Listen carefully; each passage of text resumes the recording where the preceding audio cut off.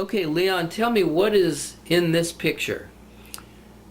I was 11 years old. I know we had a few old ducks, and I had this one that I guess I kind of took up as a pet because that duck would fall over on it when it was little. It'd fall over on its back, and it couldn't get back upright, and I'd always have to watch and find it and turn it and get it back on its feet.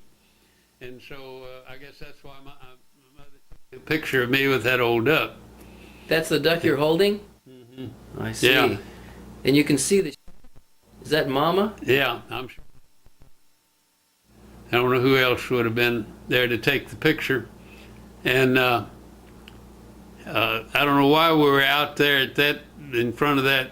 I guess she figured that was a pretty good place to have that tree or whatever as a background, but I think the house was on behind that. Then the barn was over to the side. But you commented to me that you were barefooted.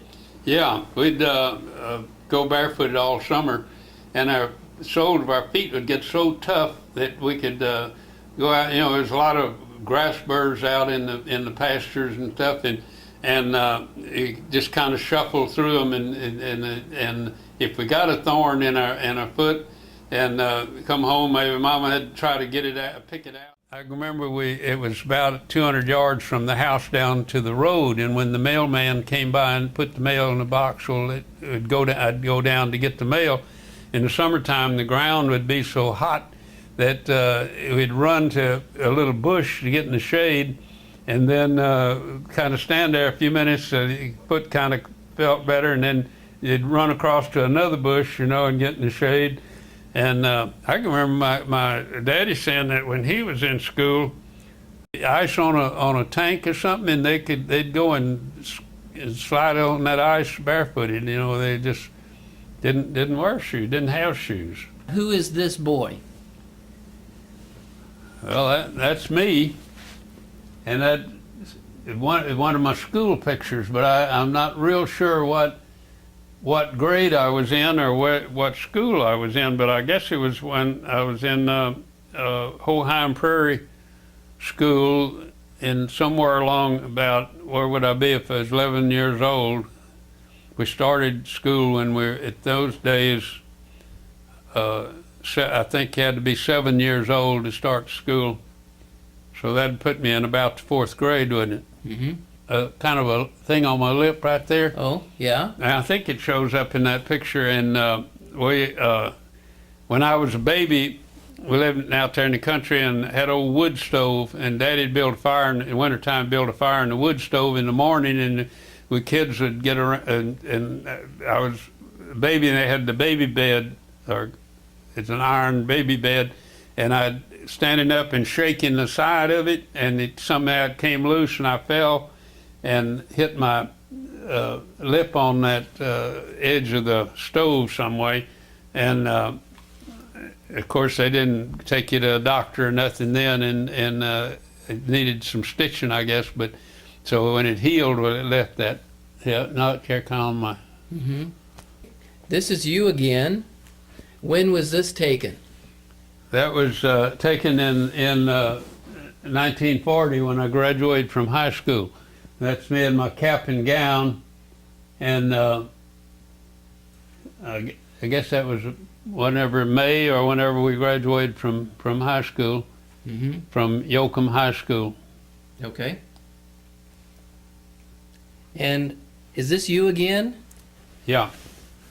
What is the occasion of this photo? That's me, and after I joined the Air Force.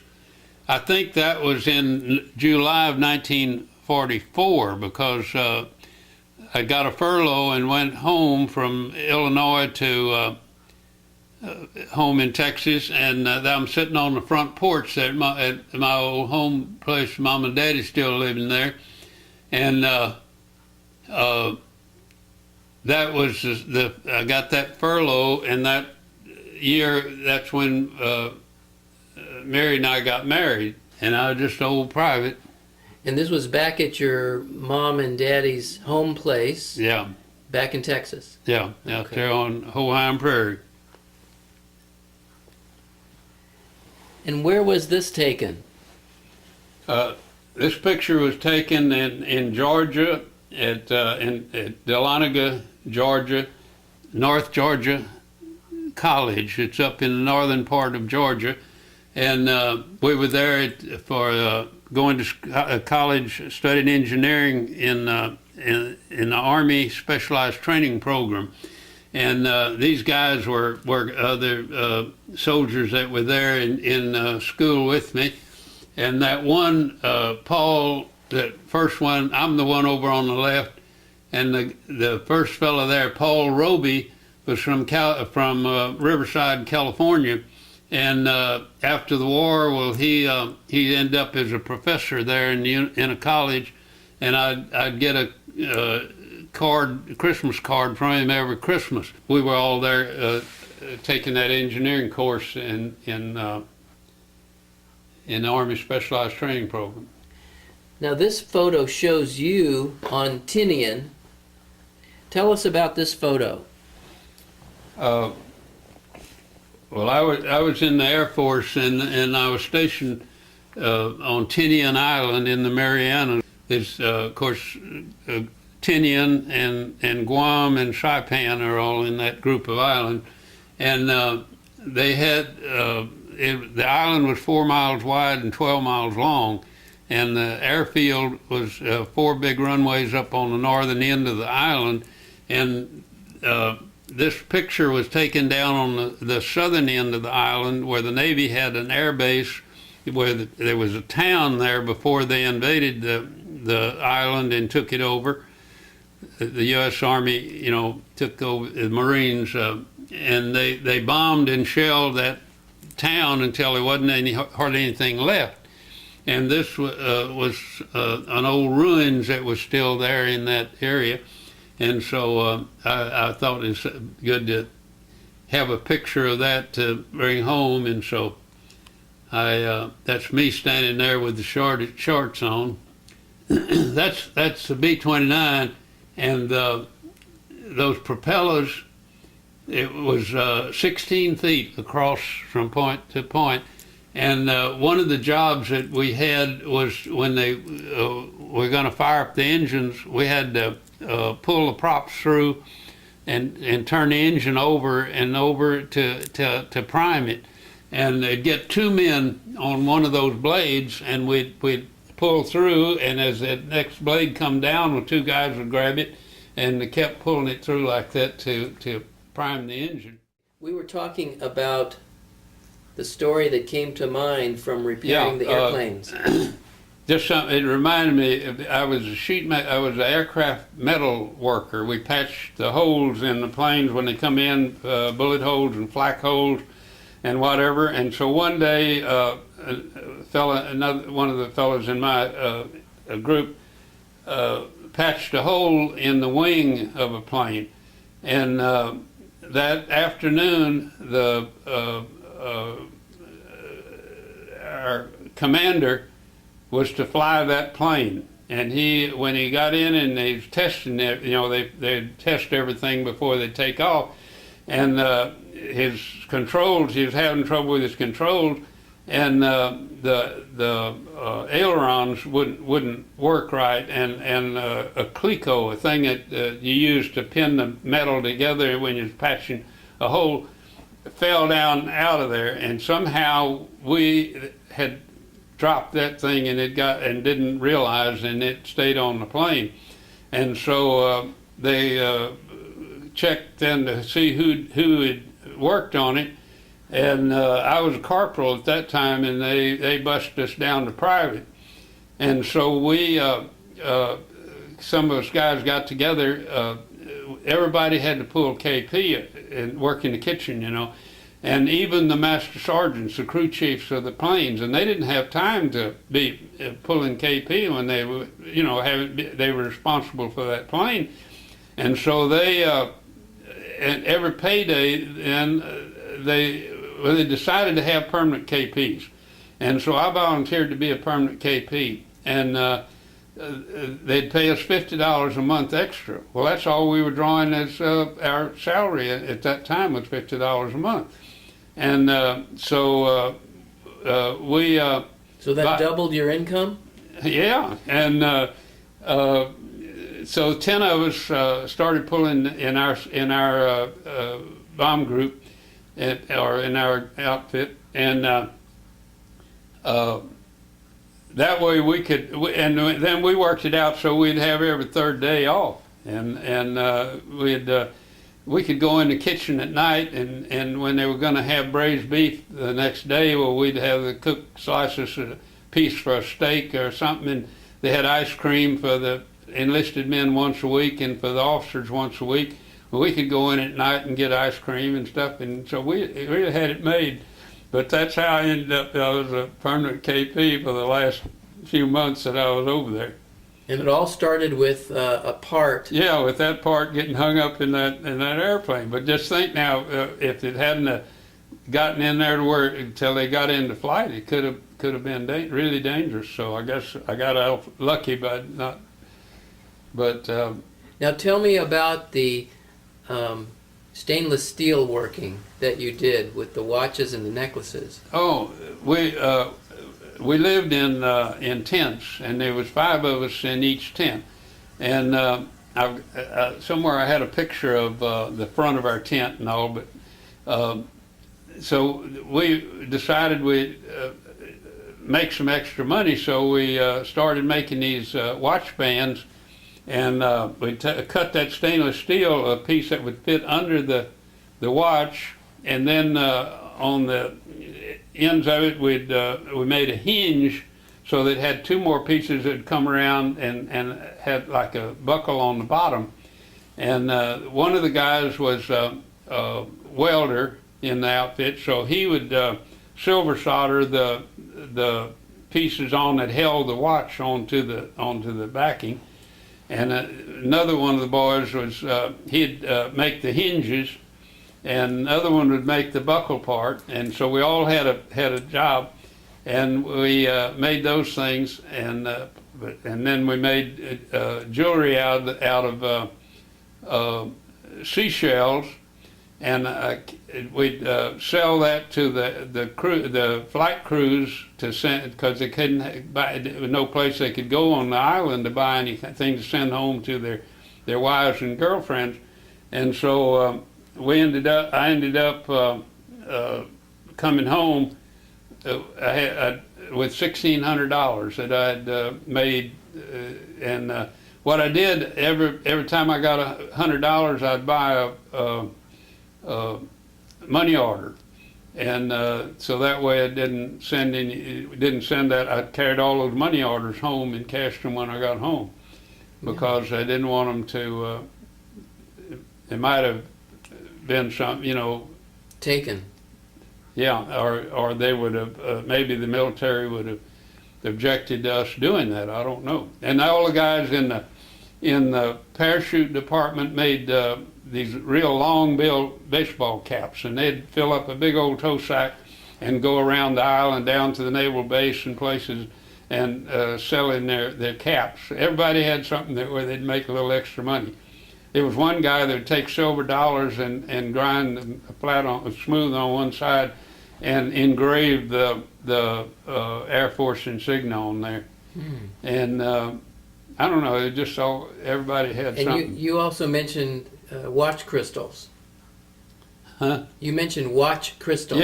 Yeah, I made quite a few, and I'd take some plexiglass and cut out the circle if it's a round watch, and then I'd file and work and grind it down to the shape and hollow it out so that it would clear the hands and all, and then I'd have to use some Kroger's cloth to sand them down to get almost smooth, and then end up with tooth powder finally to get a clear, to where it would be clear, not scratched up and all.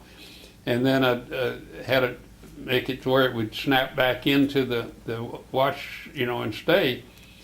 And I made quite a few of those during the time I was over there, because we'd have guard duty. We'd out on the line, the planes. We'd have to. There's always two men spent the night out there, because there was still some Japanese hiding in caves around on the island, and they were, they just wanted to be sure that there wasn't anybody sabotaging the planes, and so there was always some of us out there at night. We just stay with our plane. Yeah. See, the crews, it would be some of the listed man crew that would, and usually a lot of times one of the officers, one of the pilots, or a navigator or somebody would be out there, and had a tent. They had a tent set up by the revetment, I think what they call where the plane set. And the plane that I was assigned to was Crow's kids, and Captain Crow was from Houston. Okay, who is in this picture? That's my grandfather on my mother's side. It's Frank Pettit is his name, and he was an old cowboy, and he went with Chisholm Trail, driving cattle up Chisholm Trail, and I would sit on the porch there at his home, and he'd tell me some stories about times when they went, on a trip, and he said that a lot of times the Indians would come by, and if they'd give them one little steer of some kind, well, it's all right. But if you didn't give them something, well, they might come back that night and take half your herd, And so, and he said sometimes you'd see a cloud off in the distance, and by nightfall, well, the wind would be blowing, so you had to ride with the wind to keep from blowing down. And I don't know, he said one time it was his job when they sold the cattle back up in Kansas, and I guess in those days they didn't have all those computers and stuff where they could send the money, so they actually carried the money. And some fella come along, he was carrying the satchel or whatever with the money, and the fella come along, wanted to help him, and he whacked him over the head with his pistol, and because he said he wasn't, he couldn't let somebody, he didn't know whether the guy was going to rob him or what. So, I mean, that's just... You mean Frank Pettit, whacked the guy on the head? Yeah, yeah. So, I mean, that's just some of the things I kind of remember that he told me about. He was a big man. Do you know that he's a big man because he dominates that horse? Uh-huh. Oh, and another thing, somewhere along after World War II even, I think, he lived out in the country over in a wooded area, and he said that at one time Jesse James was there at a neighbor's house, and he just knew that Jesse had buried some money somewhere in that area. And he went out and dug, I bet he dug a dozen big holes, 4 to 6 feet maybe, and round, and all he ever found was a bunch of petrified wood. He never found any money, but he swore that the story was, anyway, that Jesse James had buried some money somewhere there. I want to add that this photograph is a tin type. It's printed on metal. That's that shows how old it is from so many years ago, and it doesn't show very much detail, but you were pointing to his nose. Yeah, he had somewhere in his life he had cancer in his nose, and they were able to remove it, I guess, and he just had the tip of his nose, and then all in between there and his forehead was pretty well all gone. And he wore just a bandage on that, and that's the only way I remember him. Time he that had I that can on remember. all the time? He had that. Yeah, he had that, and he was 96 years old when he died. Wow. Gee whiz.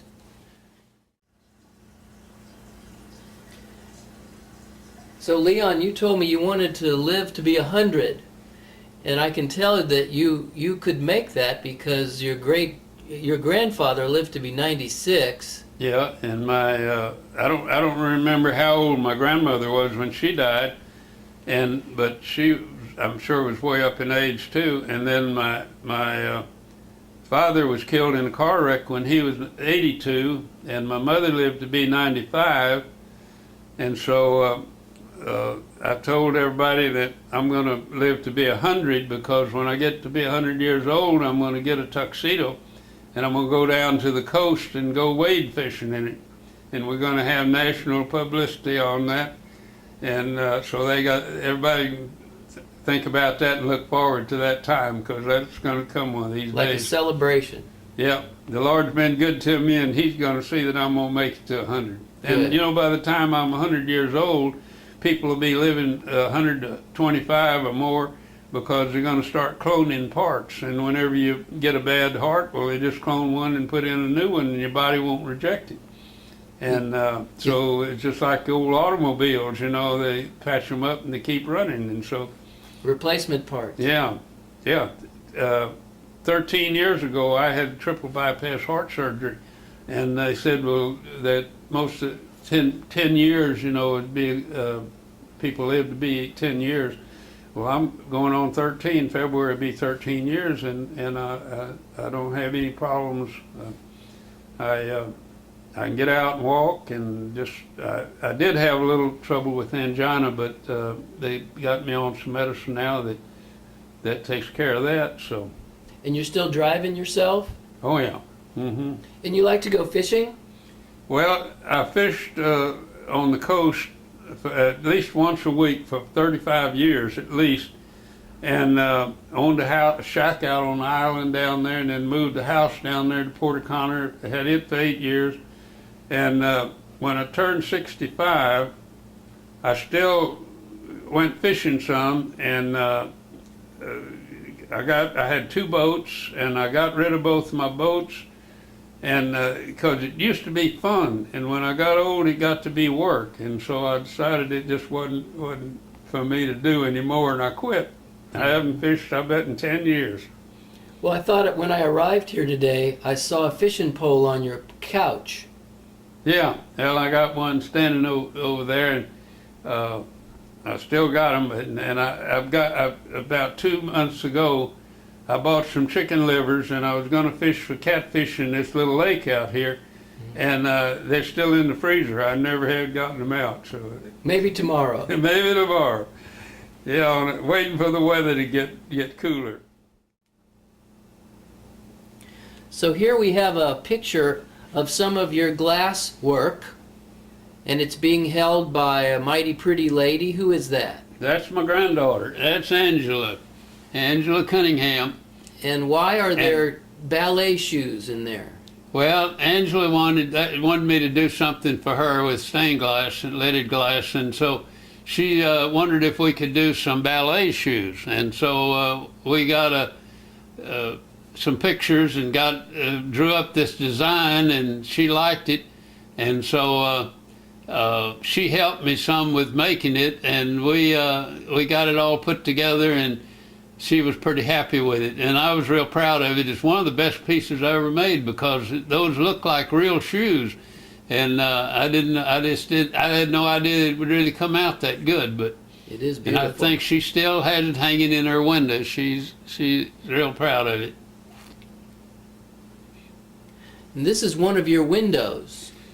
Yeah, I did this for a lady in Yoakum, and they were building a new home, and it had these windows in their bathroom, and she wanted something with a crepe myrtle. Is that a pink flower? Is that a pink crepe myrtle? Mm-hmm. And it would have taken so much more labor and whatever, that I suggested that she do a grapevine with grapes, and so we did this piece.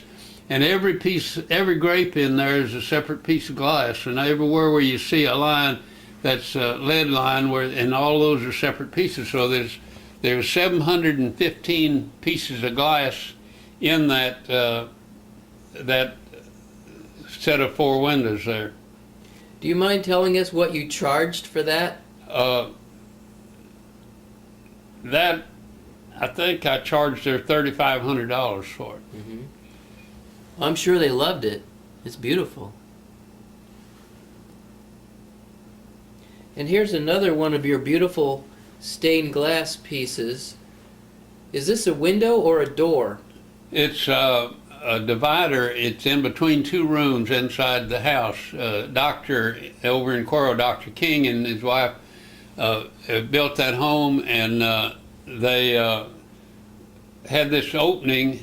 It's about 5.5 feet square, just an opening, and they wanted some leaded glass in there, and yet leave some space in between them so that they could talk, through or whatever. And so we designed this. He liked Frank Lloyd Wright's architect, and so that's why you see all those straight lines and pieces. That's symbolic or whatever of Frank Lloyd Wright, architect. And so we drew up this design, and they liked it, and so I made that up for them. It's beautiful. You can see the light coming through it, showing the colors. But now I'm going to put up a different view where the light's not coming through, but you can see some more detail. Uh-huh.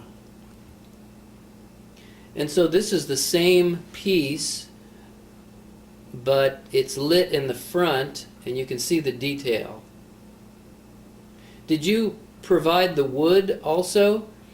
No, there's a cabinet maker there in Coro that did the woodwork. And here you are with one of your pieces. Tell us about this one. There was a lady here in Victoria that wanted something with a cross, and so I drew up a design for her, and I left it with her, and then she made some changes on it, and drew that, and it's I guess it to me it doesn't really look like a cross, but it is what she wanted, and I got it made up for her, and she was real happy with it. It's very pretty.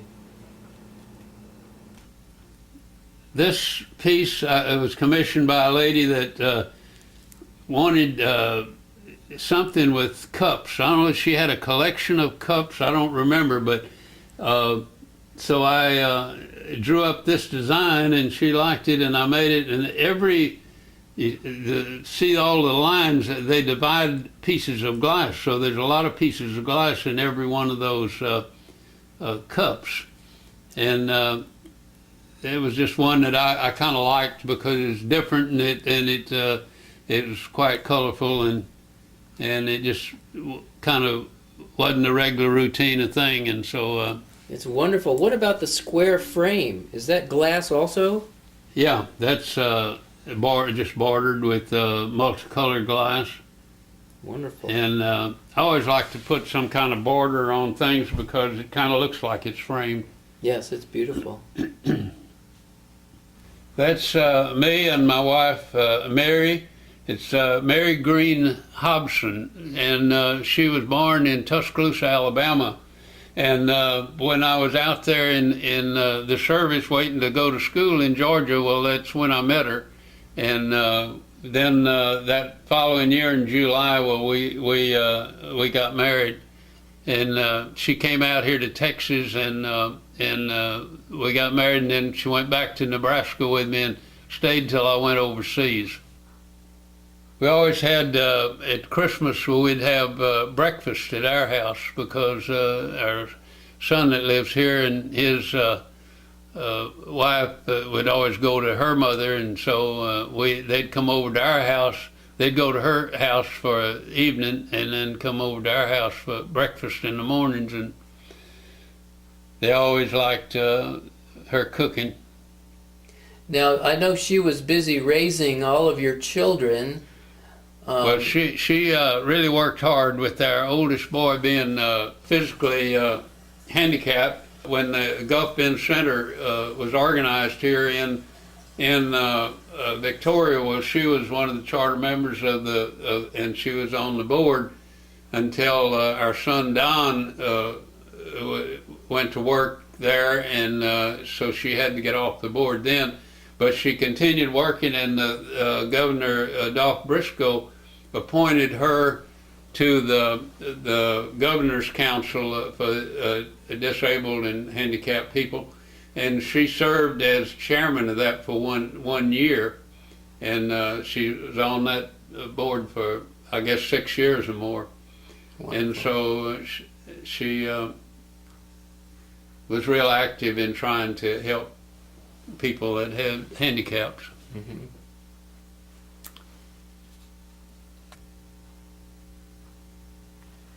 And who is in this photograph? That's my mother and daddy, Edmund John Polzin and Katie Mae Polzin, and that's a picture of them in their 50th wedding anniversary. And they got married in 1917, so that would have had to be what, in 57, wasn't it? 67. No, 67, yeah. And we had a gathering all farming at hotel there in Yoakum, and I can't remember too much about it, but I know that all the family was there, and we had a real good time. Are they buried in Yoakum? In Cuero, because that's where I was living, and they we got a plot in the cemetery there in Cuero, and they wanted to be buried. What's the name of the cemetery? Hillside Cemetery in Cuero. Okay. And we got eight plots, and we bought that back probably somewhere in the 70s, probably about whenever Daddy died in 75, and we got a whole lot which has 8 burial plot sites, and paid $75 for it. Mm. And that's something. Things have changed a little. And did you say he died in a car accident? Yeah, right there in Cuero, right, almost not downtown, but close to downtown. There was a farm to market road that comes off, and they were going to the doctor that day, and they stopped. There's a stop sign, and they stopped, and it was a 5-way deal, and I'm sure that they looked down this one street and didn't look back, this other way, and pickup pulling a cattle trailer was coming down that way, and they ran in. Daddy started out, and this guy ran into him. And was your mother in the car? Yeah, she was injured. She had a broken collarbone. Mm. But they took Daddy to the hospital, and he wasn't. It crushed his head. Yeah. And so he didn't live but a few minutes after the accident. Mm. But he was 82 years old, and when that happened. Mm.